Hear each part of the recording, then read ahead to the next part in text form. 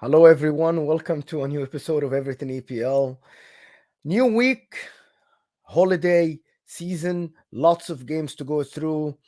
I'm here with my friend Jackson. How are you, my friend? I'm doing well, Mo. Got a lot of soccer to discuss. Oh, yes. Lots of football, guys. Man City, Liverpool, Man City, the unstoppable train. Liverpool. We are recording this right before the Liverpool Leicester City game. Liverpool play away to Leicester. They have to keep in touch with Man City. Also, we have Chelsea. They are won against Aston Villa. Man United against Newcastle yesterday was not the greatest game for Radnick and his men. They need to improve. Tottenham, two games. They won against Crystal Palace after Zaha got sent off 3-0, but then they just tied Southampton 1-1 after Southampton got a red card in the first half. Salisu given a penalty away to Young Min's son. Then Harry Kane puts it in. Then Harry Kane scored a goal. They got chopped off, and then it's a lot of mess. But they're still within touching distance from Arsenal, who are flying. Arsenal, we know that Arsenal are flying. They thumped Norwich 5-0 away. It was absolutely a great game. Lots of football to go through. One place to start.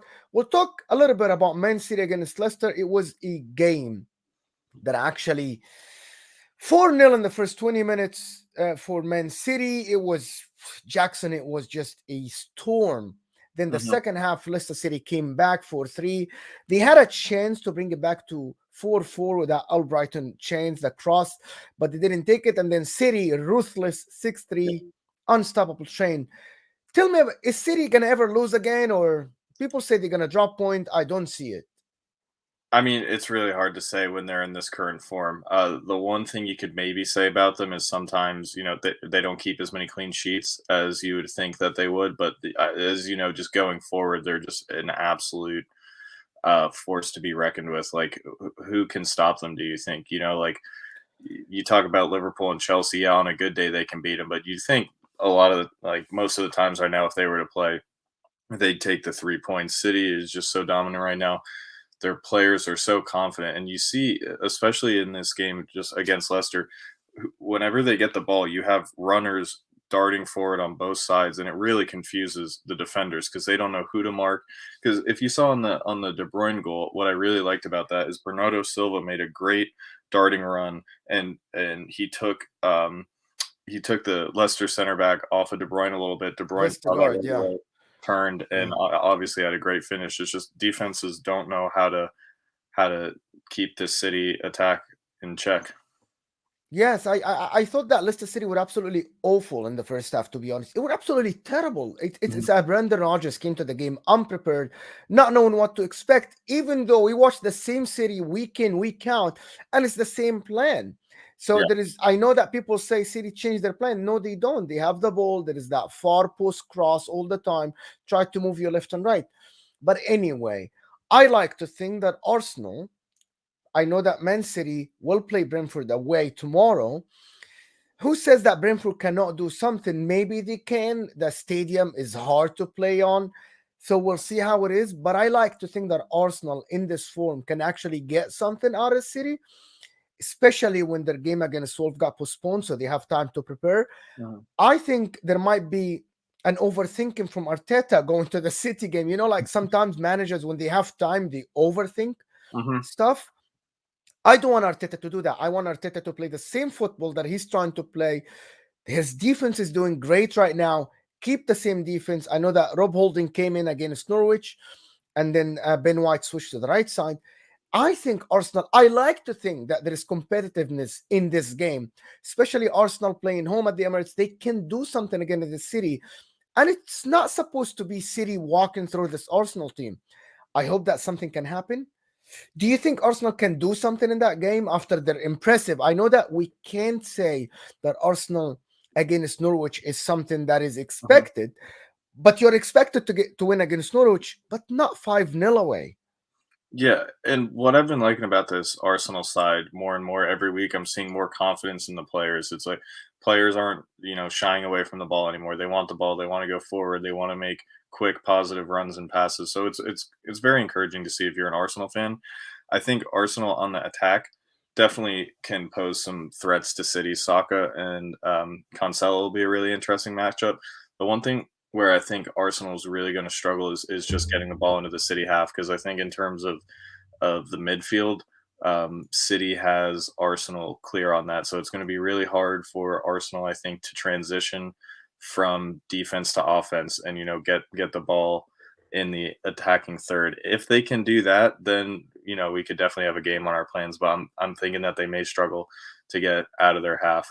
But if Saka keeps up this current form, if Smith Rose and they're putting in a good shift for a full 90, Martinelli is quick. You can get behind this Man City defense if you're quick enough, and they are quick enough. Odegaard, he can pick a pass or two.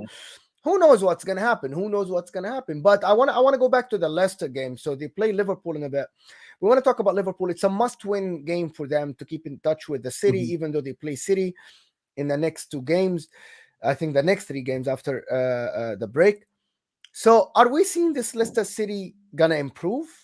Because we thought that this Leicester City should challenge for top 4 with the investments they did in the summer. They brought in 4 top players, Surami, Daka, Vestergaard, and Ryan Burton. They should have challenged for top 4, but they are not.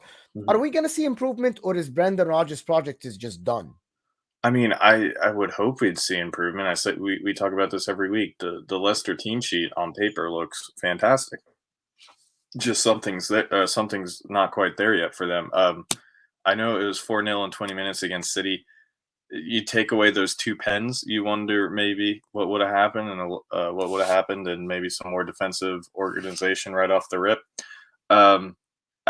But also, I don't think how they could have a worse start than they did against City. And Rodgers he has to redeem himself a little bit. He's not going to come out and do that again.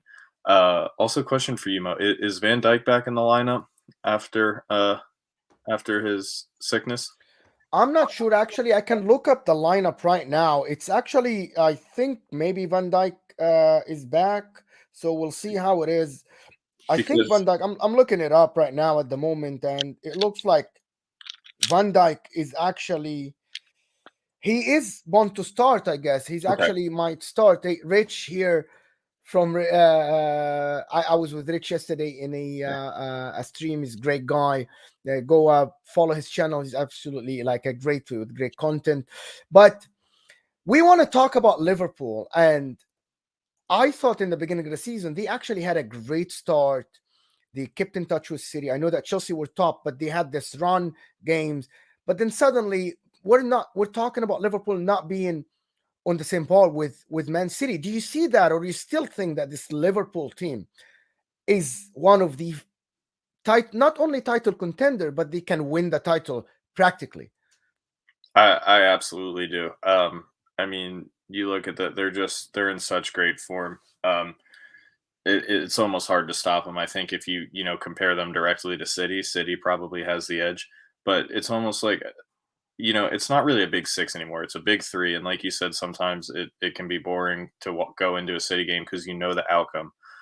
I would almost say the same thing for Liverpool now. Most of the games they go into, the outcome, and that's why I asked about Van Dijk, because I think they're a completely different team when Van Dijk is not in the lineup. You see them really struggle defensively because he is just an absolute rock back there for them. I think Trent struggles in Van Dijk's absence, and I know Robertson isn't there today, so that's why I thought if Van Dijk was out too, that could have been a blessing for Leicester, because Iheanacho's playing very well and Maddison's in good form right now. But yes, to answer your question, sorry, I got a little sidetracked there. I think Leicester is still definitely, or Liverpool is definitely still contending for the title. So we think Liverpool, they win today. They have the Chelsea and they have the Man City game. It's musical cheer. Everything can happen in these like 2 games with like Arsenal and Arsenal playing City, Liverpool playing Man City, and Chelsea with Liverpool. This can be a musical cheer, and every talk that we have now about this unstoppable train of City can change with just 2 bad results. We're not going to be talking about City, the unstoppable team, if they get bad results, because I think they panic. Champions League is coming. They're going to focus on Champions League, even though they have about 2 to 3 squads. They can field their 3rd team, and they still will come second, or maybe they will win the league still, which is what we see every game. I'm going to talk about your team, Chelsea.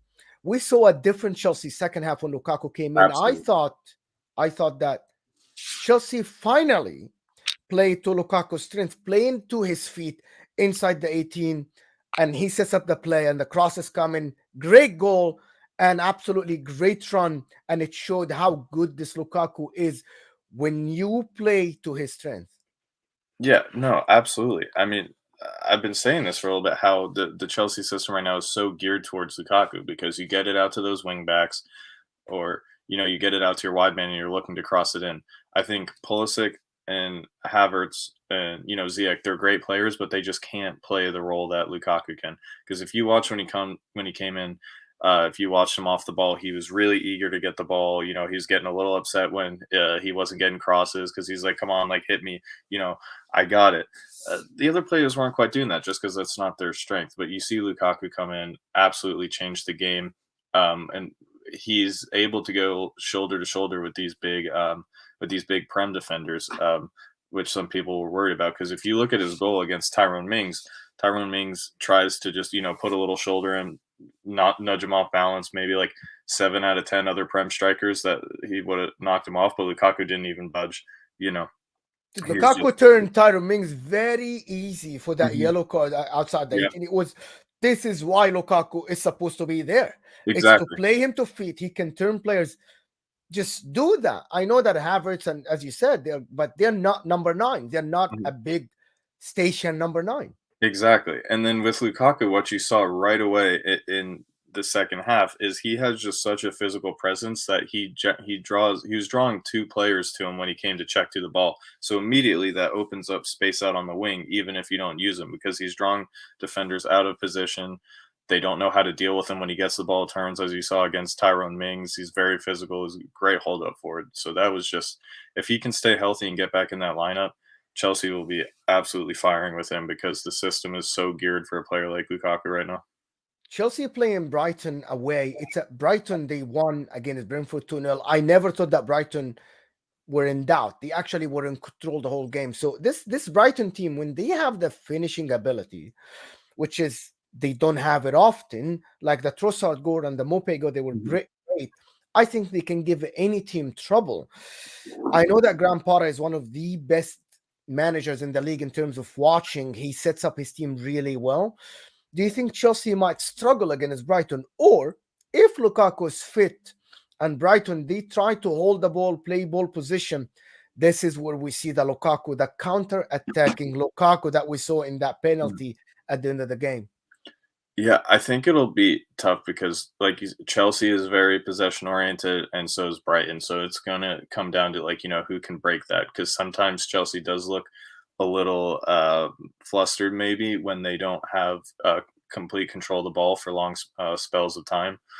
Um, I think Chelsea should notch here, definitely. I think our defense can definitely stifle the Brighton attack. And I think if Lukaku's in there, that'll be the game changer, because if you have him to break the lines to go up, push that defensive line back a little bit, and get the other attackers up and around the ball, I think that's where Chelsea's going to have a lot of success around against this Brighton team. Because if you saw in the Brentford Brighton game, Brighton was actually, for the first 20 minutes, they were looking a little shaky. Brentford could have had a couple goals. There was a couple of nice blocks on the shots from Baptiste. So that, for me, that game actually could have gone differently if Brentford put one of those shots away. I saw they were just struggling in the box. So I think if Chelsea can get the ball up to Lukaku, it should go their way. This is the Lukaku that we thought that will make this Chelsea team a title contender. And this is, I know it's only one game and people get excited when they see something like this. If he can keep this form 2-3 games in a row, he's like, imagine Lukaku against these Diaz and Laporta in the defense, one-on-one running at Diaz. This is a game changer. Mhm. If he's at his game, and I know that we can't say that Lukaku flopped if he's injured. He needs to Mhm. get Yeah. 5-6 games in a row, and then now we talk about Lukaku, his form, and all this stuff. And we say that all the time. Get the player 5-6 games and then talk about him. I think he's a game changer for Chelsea. I think not only that Lukaku will actually be the difference in terms of Chelsea challenging for the title. If they don't challenge for the title, I think Lukaku is the difference between Chelsea getting sucked into the top four thing, Mhm. while or Chelsea being a third team away from the fourth position without all this tangled thing that is happening between Man United, at Arsenal, and Spurs. We talked about Arsenal a little, right? Mhm. Man United, Ralph Ragnick, not great game yesterday. Oh my god, it was absolutely ridiculous. It was terrible, to be honest, to It was watch. hard to watch. I feel bad for Man United fans, to be honest. Like they had this hope, superstars on the field, and then still Fred and McTominay played. Fred was absolutely terrible the first half. Mhm. Rafael Varane made the mistake. People say it was Maguire, but in the beginning it was Rafael Varane, but there was no recovery.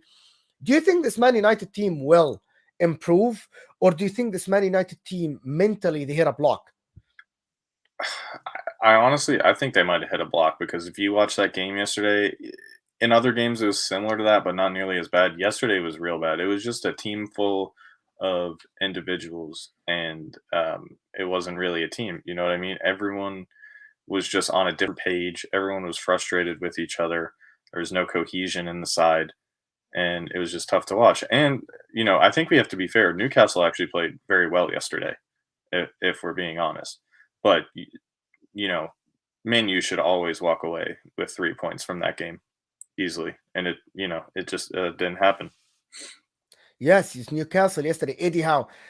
It's actually like unfortunate. They're very unlucky not to win the game, even though I think the quality of Man United could have won that game. The Cavani puts that chance Mhm. away. It's 2-1. The game is Yeah, over. But the quality of Man United is having someone like De Gea on goal who saved the point for them. People say, oh, De Gea was man of the match. That tells you how bad the team is. But De Gea is actually part of the team. Having a great goalkeeper is part of your team. This exactly. is why you pay that big salary for De Gea, because he keeps you in the game. Hmm. Man United, if De Gea was not there, they could have lost the game. Yep. So why is it bad? And fans talk about having the goalkeeper being man of the match is something bad. I know that it tells you how bad your team is, but it actually gives you a chance to still hold on to a 3 point or a point here and there. This is what Chelsea has for Mendy. This is what Allison does. Edison for Yeah. City. Tottenham, Hugo Lloris is not the greatest now. He was. But I think this United team, all these players, they perform really well for the international teams. That tells me that there's something wrong in the system. I think they put so much pressure, too much pressure on some of the players to perform, to lead. Harry Maguire, he was good 2 years ago. He was good a year ago. He was Yeah, not bad, but he's not a leader. He did not need Rafael Varane. He needed Sergio Ramos. He needed Thiago Silva. You know what I mean? Like he mhm, needed someone to lead him instead of him being the leader yeah, in the game. yeah. No, I agree, but see, I kind of can't listen to these Maguire arguments anymore. I'm sorry. I think he is just like a train wreck for Man United right now. He does like almost. It's like every time the ball comes near him or he gets the ball, just everyone gets tense. You can tell because you don't know what's going to happen, and usually it's not good. I think the St. Max's goal yesterday, which was great, by the way. I think it was a combination of Varane and Maguire mistakes. Varane bad turnover, but Maguire just got dusted so easily by St. Max's agility. I just don't think he can keep up with these players. I don't know. I'm really on the anti Harry Maguire train right now. You are. I am not that. The problem with Harry Maguire is his price tag. That's the problem. If Harry No, Maguire was a 40 million, you would not have thought the same. I When John absolutely. Stones make mistakes for Man City, people don't talk about him as bad as Harry Maguire because he plays for Man City because they win. Harry Maguire, the problem is he's one of the most expensive defenders in the history of the Premier League, if not the most. This is why people think that Harry Maguire should perform higher. Yes, but he's not the one who put the price tag on his head. It was Man United wanting him. But anyway, it's not Harry Maguire's fault. It is the club's fault, to be honest. The system is bad. There is no coverage for the defensive midfielders for the defense, to be honest, which is something that Liverpool has with Fabinho, Rodri for Man City, even Chelsea has from Jorginho, Conte, and blah blah blah. There is these teams, they have defensive midfielders that are actually defend. Man Hmm. United, they don't have a defensive midfielder that can get coverage to anybody. And this is the problem. Maybe in January, they say something about somebody else Yeah. getting somebody, but who knows what's going to happen with Man United. This board is all over the place, to be honest. We'll see how it is. But we need to remember one thing, Jackson. Man United, they have the easiest run from all the top teams.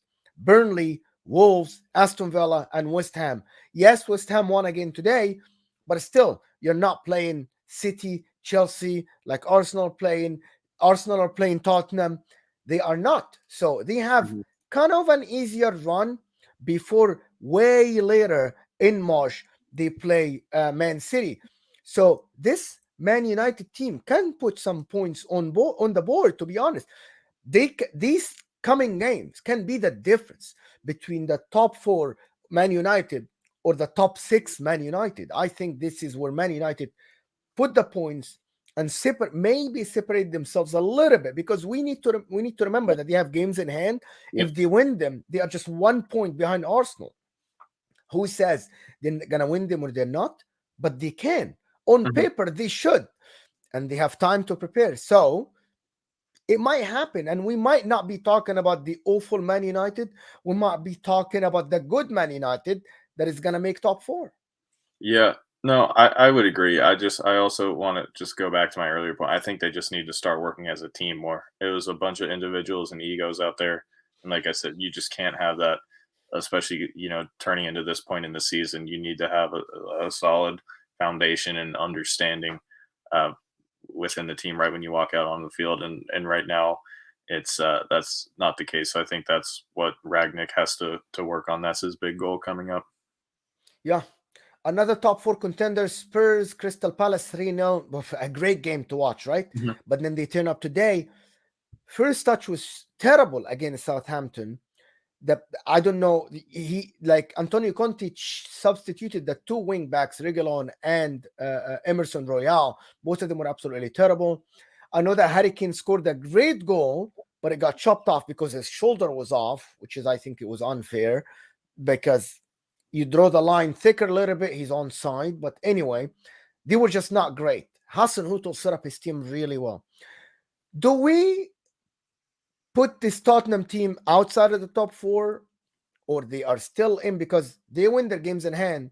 And who knows if they're going to win the games in hand? Because we thought that Tottenham will win all the games in hand. But here you go. Against a 10-man Southampton today, Mhm. they couldn't win. So these games in hand are not guaranteed, right? They're not. Yeah. Nobody can guarantee a game in hand. In this league, it's crazy if you're not Yeah. City or Liverpool. It's Exactly. crazy. Anybody can win against anybody, right? Mhm. But Antonio Conte makes a difference. Why? What do you think they need in the January transfer market, Tottenham, to take them to that next level? Hmm. You know, A, f- a that's a forward? I don't know if they quite need a forward. Maybe a good midfielder, like a good box to box midfielder who can play in behind Son and Kane, who can track back, offer some more defensive organization, but then also link with the forwards.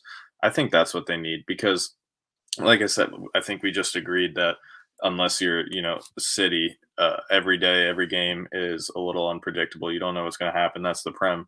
So anything can change. But I still do think that, especially under Conte right now, Spurs are a good side, especially on paper. I don't think they need to have some big radical change. I In think they need a center personnel. back. I think they need a center back. They need a maybe they need. I know Eric Dyer is there, Sanchez is there, Davis is there, Tanganga's there, but they need a center back. I think if they get a leader of a center back, I think he can switch the team to a better one. Yeah, I'd agree. I'd agree with you. Also, But yeah, go ahead.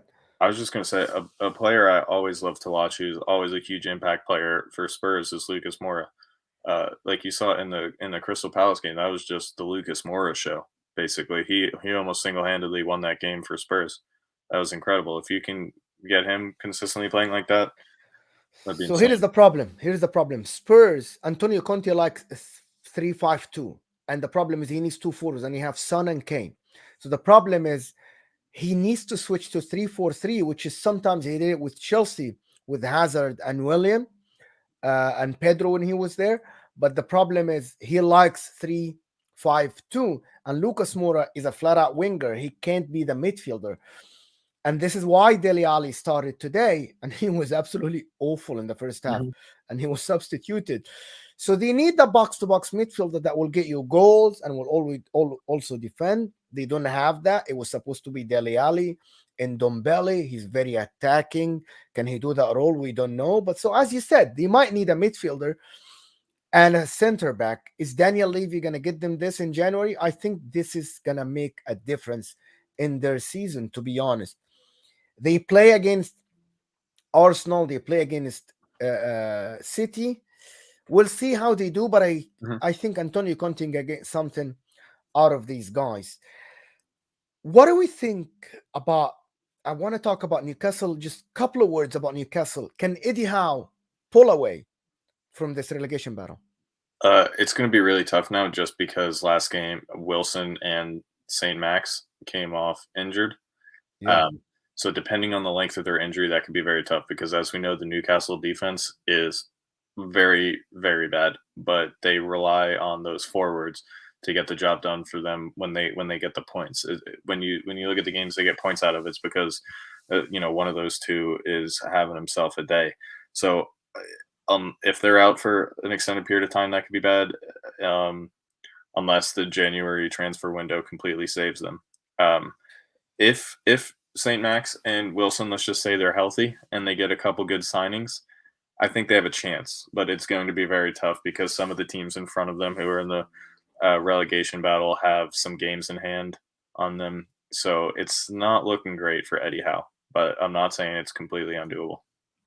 West Ham back on track. They won away to Watford, they were not bad, Watford, today, but they were not great. I'm not going to talk about the specifics in the game, but is this West Ham still in the top 4 race? They are 4 points behind Arsenal, but they don't have any games. So they basically at the moment, assuming that Spurs will win their games in hand, this is not guaranteed, they're going to be 5 points behind Spurs. Can they compete for top 4, or this team, they lost against Southampton at home and they went away to Watford? They had a terrible game against Southampton, to be honest, but they had a great game against Watford. It's an up and down team. Yeah. Can they challenge? I'm not saying can they make top. Can they challenge for top 4? I mean, I'm going to say they can challenge, but I wouldn't put my money on them making the top 4. And this is because we were talking about in the beginning of the season, we're like, wow, look at this start and run West Ham is having. This is great. And then they started to get some fatigue. They started to get some injuries in the side. The lack of depth is really showing. And now you're having inconsistency creeping in there. So they can challenge, but I don't think they'll make it, because now every game you go into with West Ham, you're like, okay, they're the favorites. They should win this game, but I can easily see them not showing up. And yeah, they were behind today, and it didn't seem like they're gonna win the game, but then suddenly they turned it on, and it was just bang, bang, bang on. So as you said, it's you like they are like some Spurs. Like you don't expect, you don't know what to expect from this team every game, and this is just kind of a problem here. And I don't think, in my opinion, my personal opinion, I don't think they can do it. I don't think they can make top 4. They reached their limit in the last 2 seasons, and that's it, to be honest. Just one last point about this relegation battle. Who do we think is gonna go? I think we agree that Norwich is doomed, right? Like Norwich, they're absolutely doomed today. They lost to Crystal Palace easy today, 5 against Arsenal. It's not looking great for Norwich, to be honest. They are not scoring goals. So we think Norwich are doomed? I think so, yeah. I would say that they're going down. So we should just put Norwich down, give them a break, and then bring them back in 2 years or something like this. Yeah. This is what we should do. So Newcastle, what about Burnley? How is Burnley and Watford? Can they who's here? Burnley are like 4 games behind. Yeah. So, but if you look at all the games that they had postponed, can you really see Burnley winning any of them? maybe one, maybe. Like I still don't expect them to grab the 3 points from them. I know, like we just talked about Man United not really being a team. I think that's the same for Burnley. They're like the definition of like a kick and run kind of team. Just get it from defense, blast it up the field, and hope you get a set piece or Is it something. going to be between Burnley, Watford, Leeds, or just Burnley and Watford that last position? I think Leeds is definitely in the relegation battle. They're just in a tough run of form. Um, I don't think Bielsa's game style and team management is viable for the Prem because he basically just runs his team into the ground and doesn't have a lot of depth. And as you know, that's a big problem in the Prem because people are going to get injured. You're going to get muscle strains. You need to rely on your bench, not just keep running them into the ground. Like physically, I'm saying running them into the ground. They just do so much running. I He don't think. actually does that, completely does that. Yes, he does. So Aston Villa, they have Brentford the next game. They lost against Chelsea. It's not the end of the world. So, do we think that Aston Villa are going to a little bit get better, or this is just mid-table? They're not going to challenge for top six or something. They're not going to go try to go for the seventh position. I think the seventh position gets you Europe now with the Conference League. Can they reach that point, or is just too far for them? I mean, I think they can, but it's still really early because, as we know, like Gerrard just took over and he has made Aston Villa look uh, much better. They're more defensively organized, and from that, they're creating more consistent chances. I I think it's tough. It's very early to say, but one thing that needs to be said is just that Gerrard looks like he has a good plan for Villa now, and he has a track that he wants to follow and get his team all bought onto the same thing. So that's encouraging. Talking about Europe for Aston Villa could be a little early right now, at least for this season, but next season could be very interesting, and uh, you know I'm excited to see where Gerrard can take the club. Just a general thing to talk about the league. There is so many teams with different games played and postponed. This COVID thing has actually like just kind of disrupted the league. Do we think, just last point, do we think the integrity of the league is just in question now in terms of fairness and stuff like this because of these games in hand and who has this game in hand and who doesn't? Because if you look at the league table, it's ridiculous how many teams with different games played. Hmm. I mean, I don't know if integrity can really be brought into play because I think postponing the game for most of these situations is the right thing to do, um, just for player and staff health, and maybe trying to get COVID under control. The only thing where it could possibly be unfair is when a team maybe gets 3 straight matches postponed where a lot of their players can rest if they're not ill, and then their opponents that they're going to play 2 or 3 match days down the line continue to keep having those games and they don't get any break. So that could be interesting, but it's tough to say because like what else are you going to do? Just because, like, if a shutdown, maybe like a whole like multi-week Nah, league nobody shutdown. wants that. Nobody Exactly, no wants one that. wants that, but, like, what's the alternative? It's just really tough because the big thing is just that some teams are gonna be, more rested than others, or Yes. maybe you lose a player or 2 to COVID and from your starting lineup, but it's tough to say, it's tough to make those decisions right now. Anyway, I want to thank you, Jackson. Everybody here, thanks everybody for watching, for listening. If just please like the video, subscribe to Football Worldwide, and if you listen to us, rate us on any audio platform. Thank you so much for watching. Thank you, Jackson, for coming in. Thanks for having me, Mo. Pleasure as always. Uh, Thank you, guys, and we'll see you next week. Bye.